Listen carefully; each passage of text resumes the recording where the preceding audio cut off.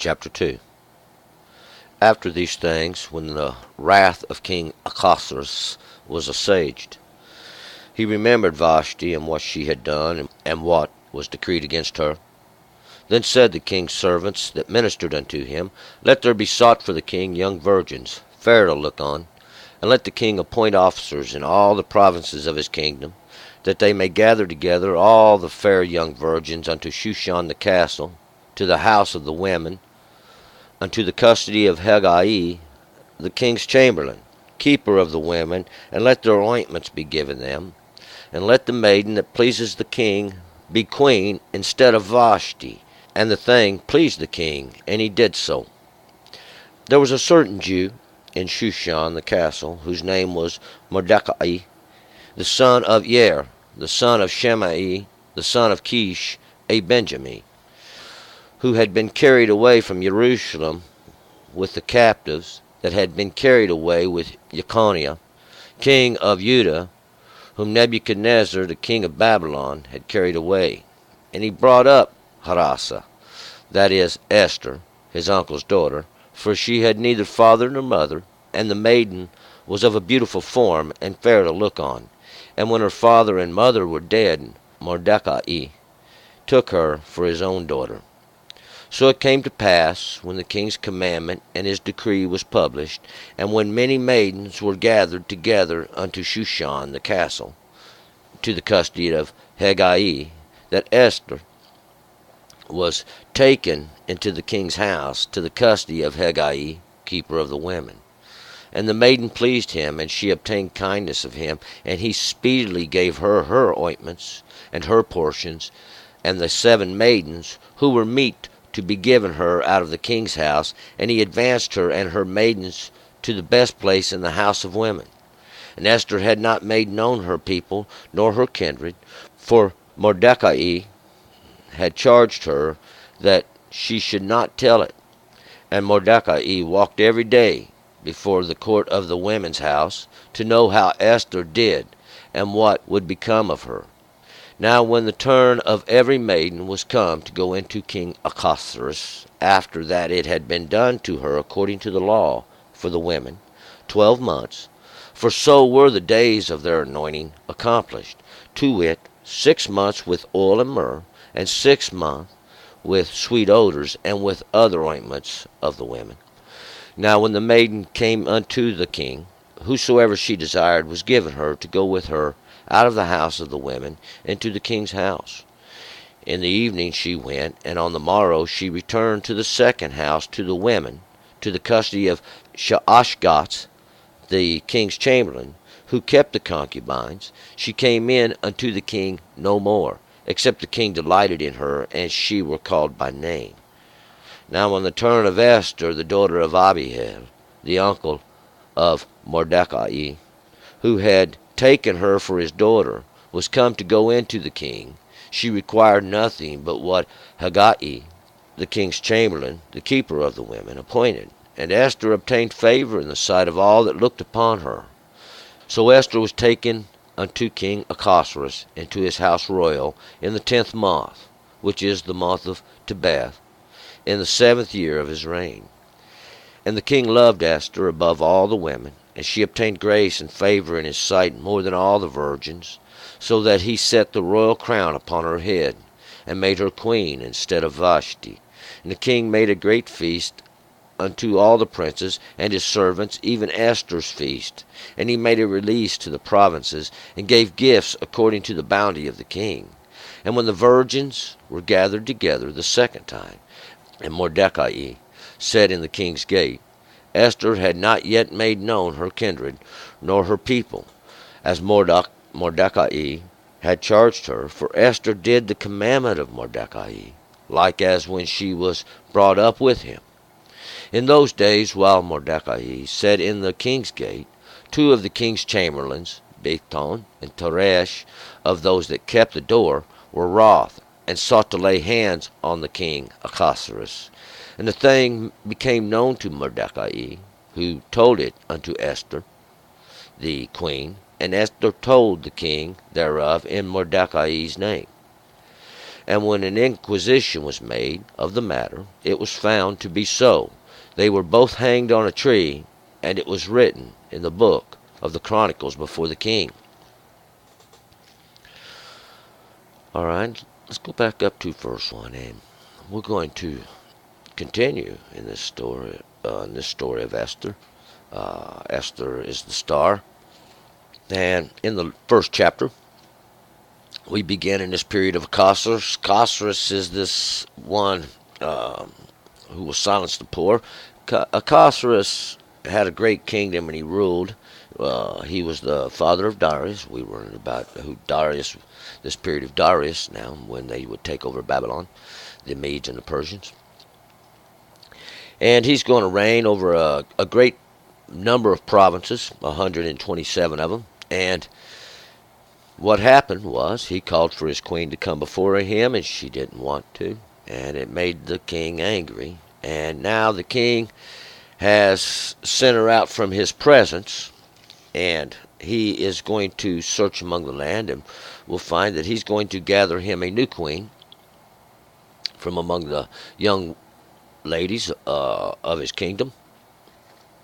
And he sent a decree out in the last one that all men should rule according to their own language, their own tongue, according to their own ways. But we're going to pick it up here now in verse 1. After these things, when the wrath of King Ahasuerus was assuaged, he remembered Vashti and what she had done and what was decreed against her. So after these things, and we will remember the big feast they had, and they had a little party, and everybody was drinking a little bit. And there was two parties. There was one for all the princes, and then there was a smaller one where all the people were invited. And after this period of time here, that was the third year of this reign of Ahasuerus, we'll find out that his anger, his wrath is assuaged. He remembers Vashti and all her beauties and what she had done, and this thing he had decreed against her, how he had sent her out from his presence too. Then said the king's servants that ministered unto him, Let there be sought for the king young virgins fair to look upon. So the servants of the king, and we'll find out, these were all those that minister unto the king constantly. They say to the king, Let there be sought in all your land and all your kingdom now these young virgins. And a virgin is simply a young woman, this from man that has not known man, and that is has a similitude of understanding. These that have not had man gone into their understandings. 3. And let the king appoint officers in all the provinces of his kingdom.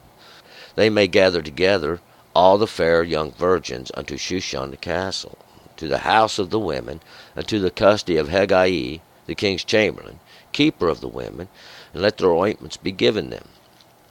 So these servants tell the king now to appoint these officers over all the provinces, these ones that would officiate over all the provinces, the governors, whatever they would be, that they may gather together all the fair young virgins unto Shushan this castle, the castle or the palace even. So they're going to search among the land and gather all the most beautiful young virgins unto Shushan. Now, Shushan is that lily. Shushan means lily. That which is a flower that is springing forth, this thing that's coming forth. And to gather all these young virgins, these that haven't known men, to the house of women, and to the custody of Hegai. And Hegai means eunuchs. Hegai is probably a title, most likely, that was given to the head eunuch, and it means eunuchs. And eunuch is someone who's had his seed removed. They've been castrated. And he would be the king's chamberlain, and these chamberlains are the eunuchs, and he is probably the head eunuch over all of them. He would be the keeper of the women, and these are those things that come from men. Women are that from man, and these ointments would be given them, and we're going to find out what these ointments are. These ointments, that which soothes, that which softens, that which is pleasant, these pleasantries and these perfumes And let the maiden that pleases the king be queen instead of Vashti. And the thing pleased the king. So he did so.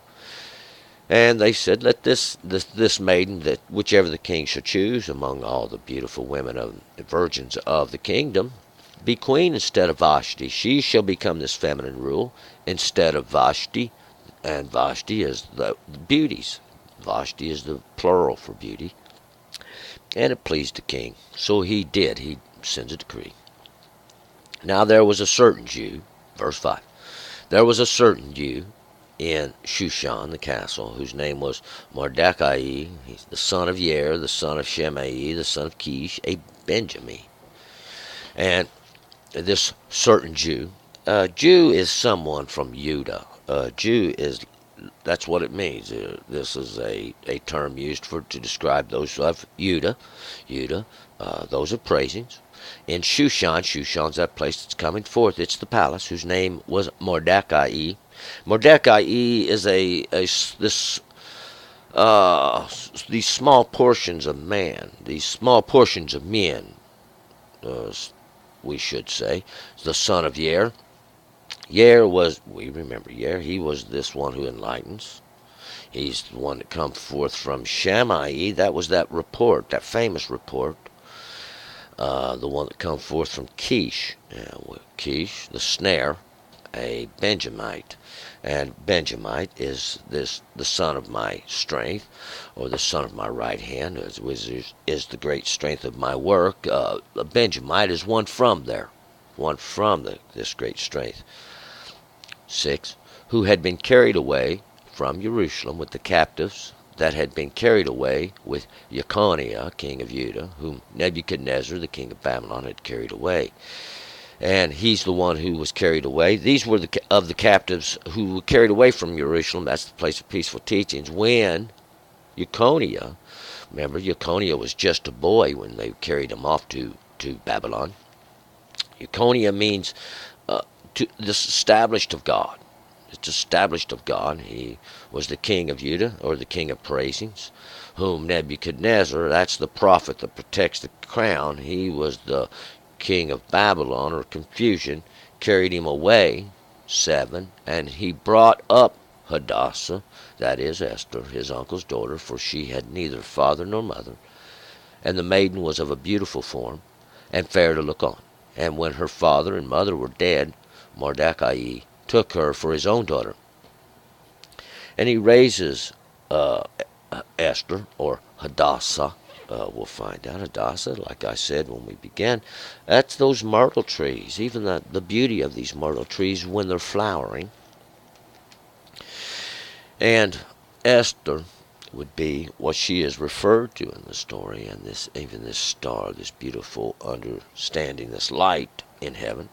And she would be the daughter, or this daughter is that which comes forth from the understanding of man, and that daughter would be this one, and we'll find out that she has not known man. For she had neither father nor mother. Father nor mother, we'll find her parents both had been killed, and she had been raised from a young maiden by Mordecai.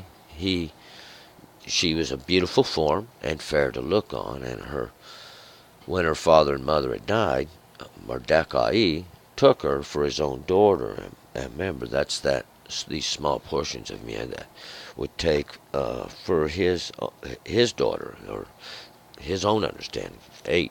So it came to pass, when the king's commandment and his decree was published, and when many maidens were gathered together into Shushan the castle to the custody of Hegai, that Esther was taken into the king's house to the custody of Hegai, the keeper of women.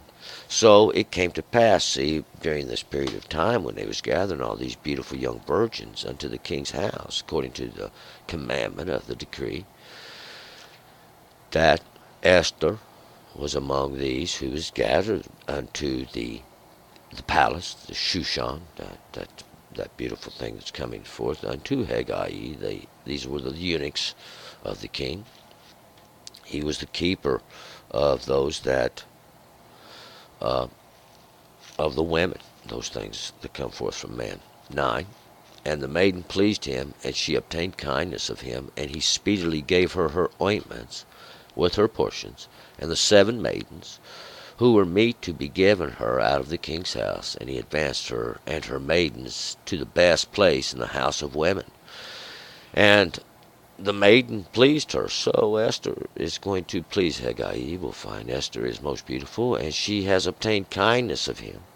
He speedily gives her her ointments, these perfumes, these salves that soften, these beautiful things, these things that make to enhance the beauty. He speedily gives her her portions as well, these 7 maidens. Now, these 7 maidens, these are going to be those that help, those that aid these 7 maidens. These things are going to be to perfect or accomplish. These who were meet to be given her out of the king's house. And these that were meet, or these that was, this is what they was for. This is their purpose, was to be given her out of the king's house. And he advanced her and her maidens to this best place, to the head of the house. 10. Esther had not made known her people nor her kindred, for Mordecai had charged her that she should not tell it. And we'll find out Esther hides her identity. Esther hides the fact that she is from Judah, or one from Israel, or a Hebrew. And she doesn't make known where she's from, because Mordecai had instructed her to keep it quiet. 11. And Mordecai walked every day before the court of the women's house to know how Esther did and what would become of her. And Mordecai, like a concerned uncle, he would walk every day before the house of women to find out, to inquire now what would become of Esther. 12. Now when the turn of every maiden was come to go in to King Ahasuerus, after that it had been done to her according to the law for the women, 12 months. For so were the days of the anointing accomplished, to wit, 6 months with oil and myrrh, and 6 months with sweet odors, and with other ointments of the women. Now when the turn of every maiden was come to go into the king Ahasuerus, this is after that they had been done according to the law, according to the custom, we should say, this custom or this ordinance that was of the Medes and Persians for the women. That's those things of men. These 12 months, and 12 months is this. 12 is 10 and 2. That's the law. We can witness it. From that we would get understanding, and 12 is understanding in these months, and that's full cycle, see, of a year, months, 12 months. It also is these periods of moon, this lesser light that God give to rule over the darkness. For so were the days, and these are the understandings of their anointing accomplished. And this is that period of their sanctification, the period of their cleansing. And this would be that full cycle of the accomplishment of it, to wit, and this would be that which would make it up, 6 months with oil of myrrh, and these 6 months with this oil of myrrh. And this oil of myrrh. Oil is always something of anointing, but we notice this is not the oil of olive, but the oil of myrrh. And this myrrh here, myrrh is something that's added to perfume to give it a good scent, to give it a something that will last.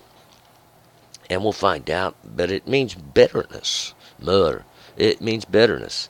And these 6 months with these sweet odors, and with the other ointments of women, and 6. See, anytime we see 6, it's going to be the work of man, because 6 days shall you do your work. And this month is going to be a period of lesser light, a lesser understanding that God gave to rule over the darkness. See, all the others in the beginning. 6, this work of man, even of that period of time, with these sweet odors, that which is a fair scent that is attractive. And with these other ointments, these things that soften and soothe of women, those that come from men. 13. And when the maiden came unto the king, whosoever she desired was given her to go with her out of the house of the women unto the king's house.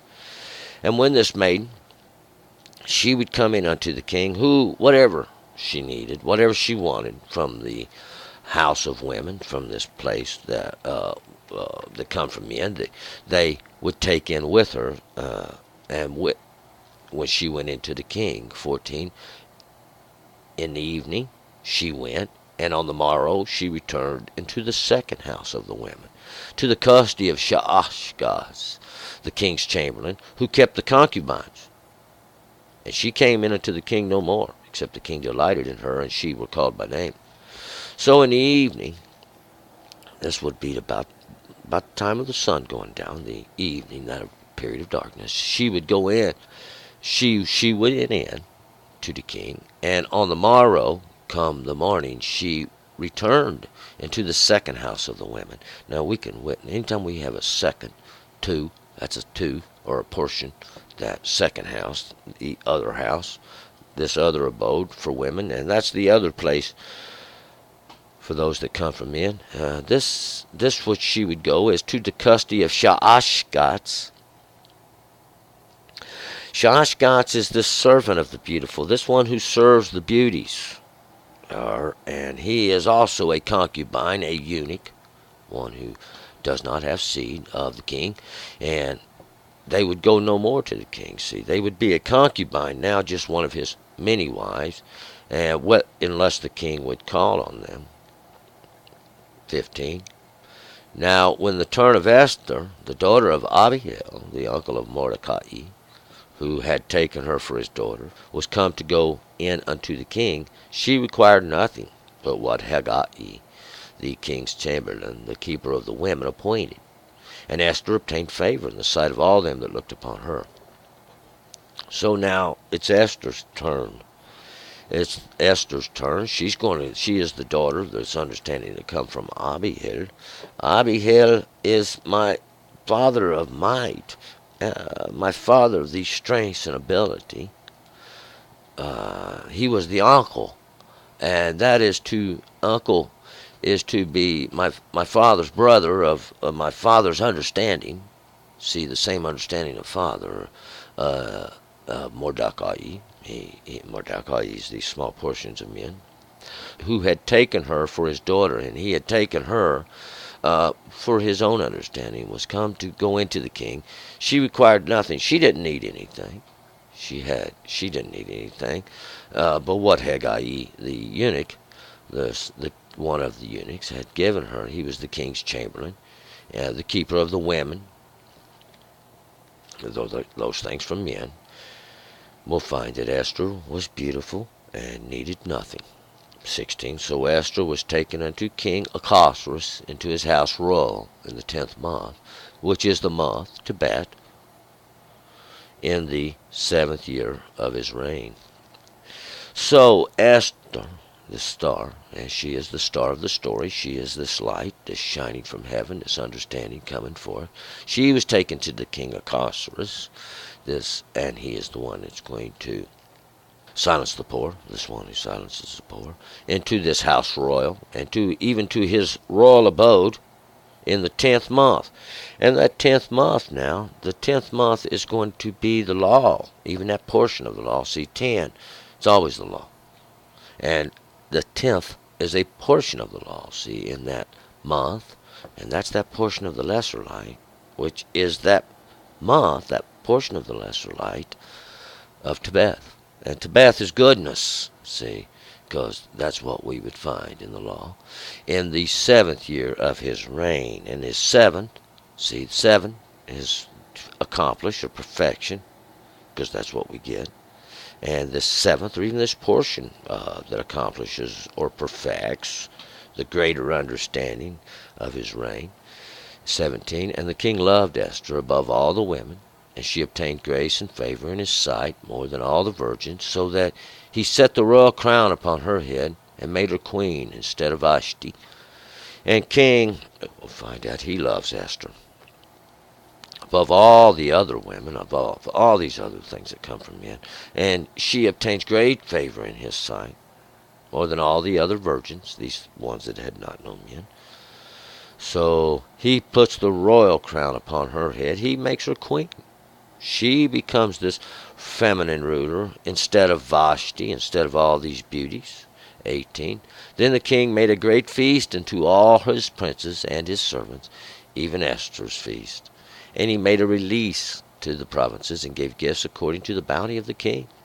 So the king now, he's going, and this is the great wedding of this royal wedding, this royal festival, this feast even he would make. We will call it Esther's feast, as they called it. And that he would make this release. And this release is to create a day off. He makes a release unto all the servants in all the provinces, and he gives gifts according to the bounty of the king, according to that which was out of his treasures. 19. And when the virgins were gathered together the second time, and Mordecai sat in the king's gate. And this will be after all that period of time passes, when the virgins were all gathered together into the second house. That second time they were all gathered together.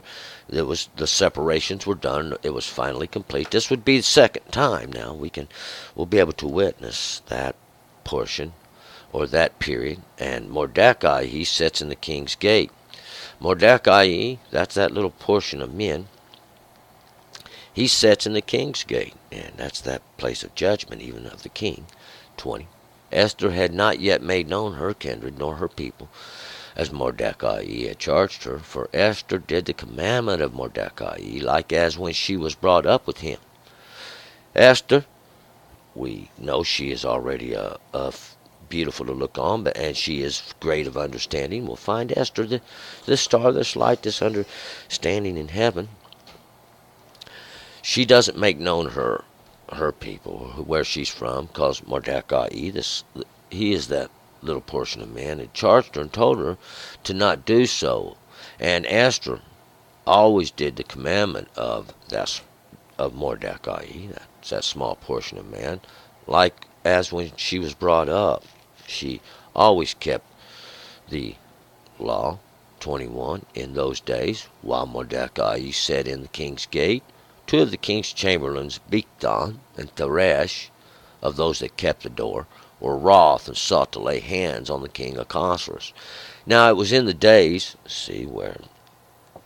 when Esther had been made queen, Mordecai, because he would be the next of the relation, he would be given this seat there at the king's gate. That's where, in the place of the king's judgment. We'll find out two of the king's servants, now witness these two servants, they were the king's chamberlains, they were those that had been castrated. Bigthan and Teresh. Bigthan is that wine press. Remember, Bigtah and Bigthan, it's the same thing. It's that wine press, or those that are being pressed in the wine press, even. These that Teresh is strictness. Strictness or rule, great rule. That's what they're being pressed down with there. These would be of those that kept the door, or that place where they go in and out. They were angry, and they sought to lay hands or have works against the king Ahasuerus. 22. And the thing became known to Mordecai, who told it unto Esther, the queen, and Esther told the king thereof in Mordecai's name. And this thing, Mordecai, he hears of it, and we'll find out. He tells Esther. Esther tells the king. Of course, she tells the king that Mordecai told her. 23. And when the inquisition was made of the matter, and it was found to be so, they were both hanged on a tree, and it was written in the book of the Chronicles before the king. And when this inquisition, this questioning, was made, they questioned everybody of the matter. It was found to be so. Yes, it was. These two had sought to lay hands against the king, and they were both hanged on a tree, and that is to be hung. This is back then, what it was more like an impaling, and it was written in the book of the Chronicles before the king. So, and we'll find out, because it was recorded there. It was recorded in that book of the Chronicles that was the king kept. The king was a very busy man, and he would have to write things down often to keep track of everything he done. And this is what that chronicle of the king was. We'll find out more about it before we get to the end. We're going to move forward. Chapter 3. Turn and return.